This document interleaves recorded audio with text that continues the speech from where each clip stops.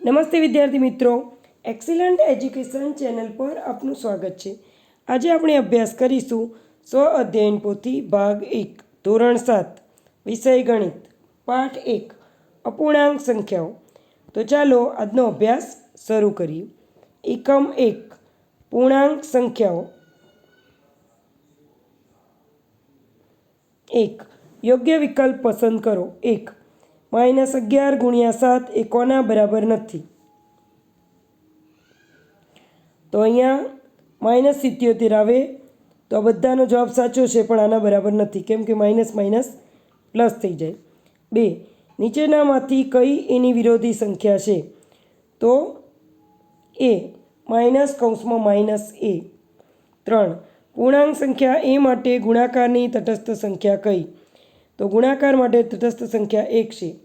1 ગુણ્યા તો 1 જ થાય, 31 એકા તો 31 જ થાય, શૂન્ય થતો નથી, એટલે 1 જે છે ગુણાકાર માટે તટસ્થ સંખ્યા છે, એ બદલાતી નથી।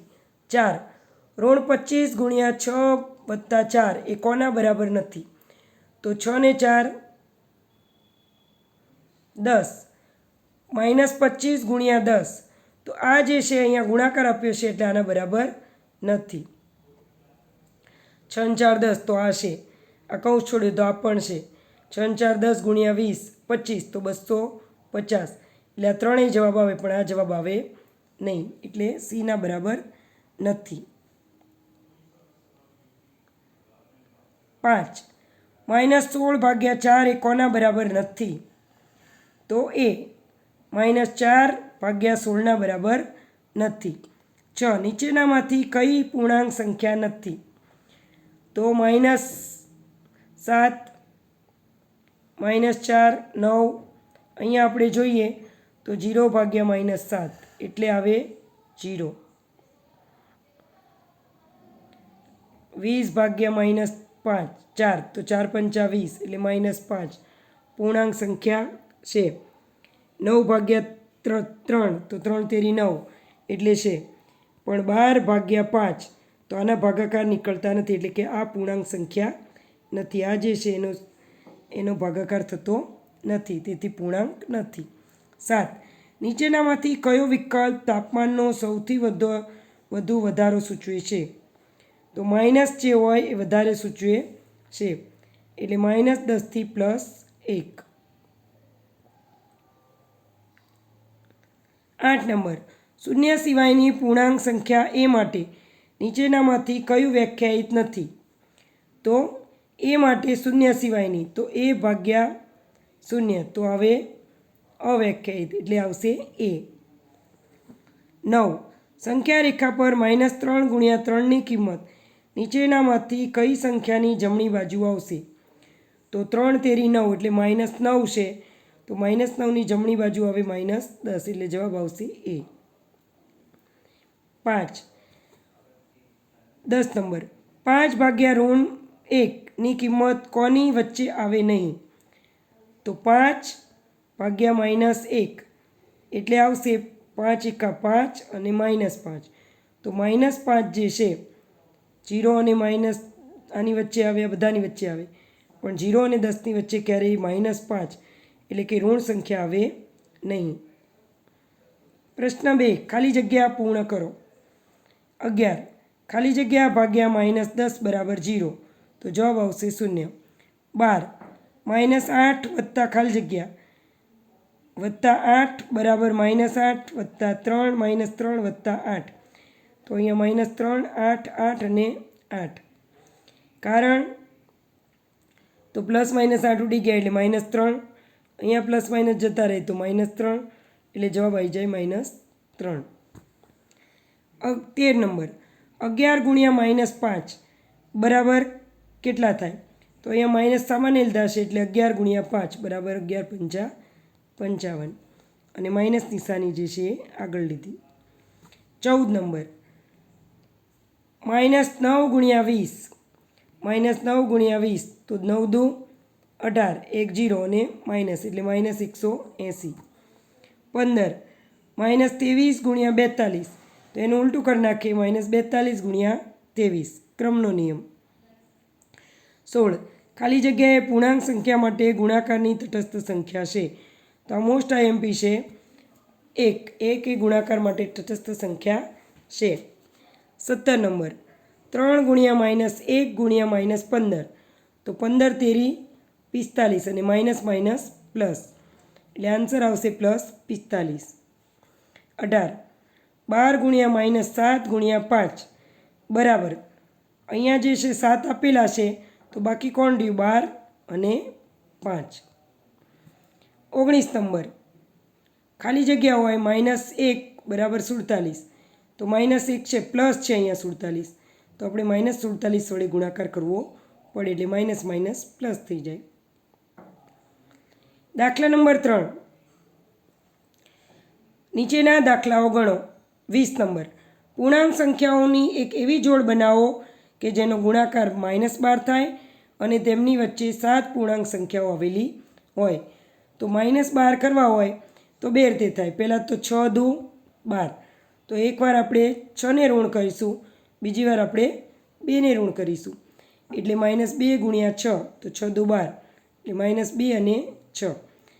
7 પૂર્ણાંક તેની વચ્ચે કયા આવે તો -2 પછી -1 0 1 2 3 4 ને 5. એ રીતે ઉલટું લઈ લઈએ 2 અને -6 તો -12 અને એની વચ્ચે પછી આ આવે.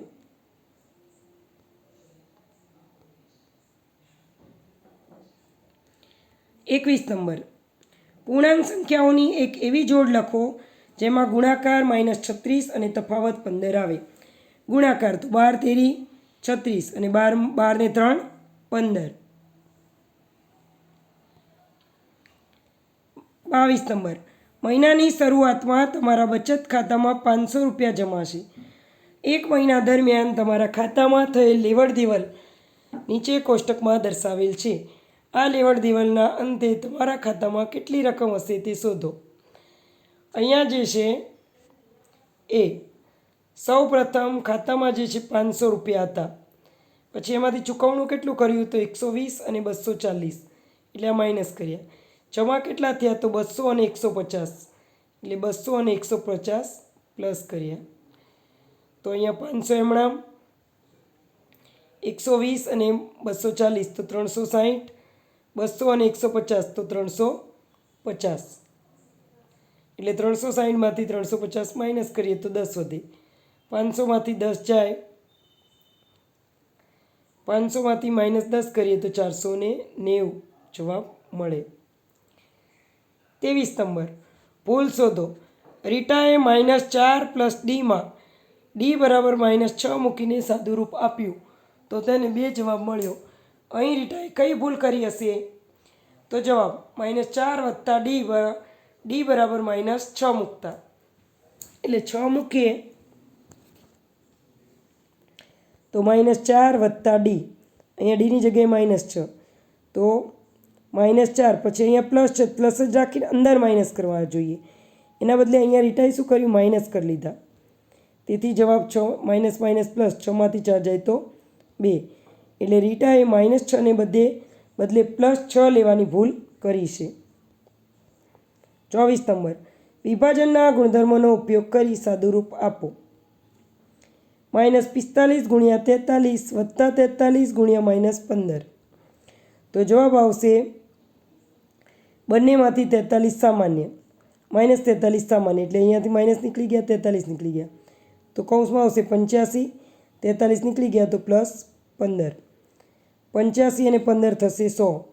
43 ગુણ્યા -15 તો 43 એકા 43 -43 ગુણ્યા 100 એટલે આવશે 43 એકા 43 ને 2 શૂન્ય એટલે આવશે 4300 માઇનસ 2. 25 નંબર જોડકા જોડો. એ ગુણ્યા 1 તો એ 1 બરાબર ગુણાકારની તટસ્થ સંખ્યા -a ભાગ્યા -b તો માઇનસ માઇનસ નીકળી ગયા તો આવશે a ભાગ્યા b. a ગુણ્યા -1 તો a એકું 1 અને માઇનસ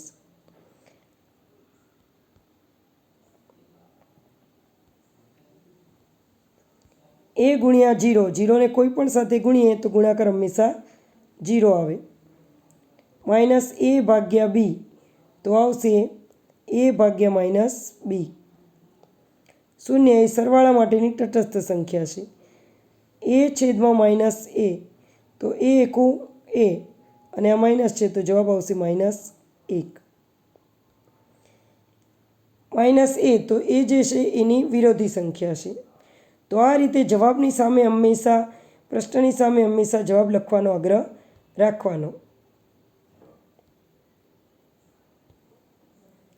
26 નંબર, નીચે આપેલ કોષ્ટકમાં સમુદ્રની સપાટીએ જુદા જુદા વાયુઓના ઠારણ બિંદુઓ આપેલા છે. સૂત્રનો ઉપયોગ કરીને ફેરનહીટને સેલ્સિયસમાં 2 દશાંશ સ્થળ સુધી ફેરવો અને કોષ્ટક પૂર્ણ કરો. પહેલાં આપણે સૂત્ર જોઈ લઈએ. C = 5/9 કૌંસમાં F - 32. હવે Fની જગ્યાએ આપણે 435 લઈને ગણતરી કરીએ તો 5/9 કૌંસમાં -435 - 3. 35માંથી 3 જાય તો હવે 468. તેને આપણે ભાગાકાર ગુણાકાર કરીએ 5 વડે એટલે આવશે 2335/9. તેનો ભાગાકાર કરીએ તો જવાબ આવે -259.4. હવે અંદર લખતા જઈએ. હાઇડ્રોજન તો -435 છે તો -259.4. એવી રીતે બધાની ગણતરી કરી અને તમે લખી શકો છો. એકની ગણતરી અહીંયા મેં દર્શાવેલી. અહીંયા જે છે હાઇડ્રોજન માટે 435 લઈ અને ગણતરી મેં દર્શાવેલી છે. બીજી ગણતરી તમે જાતે કરજો.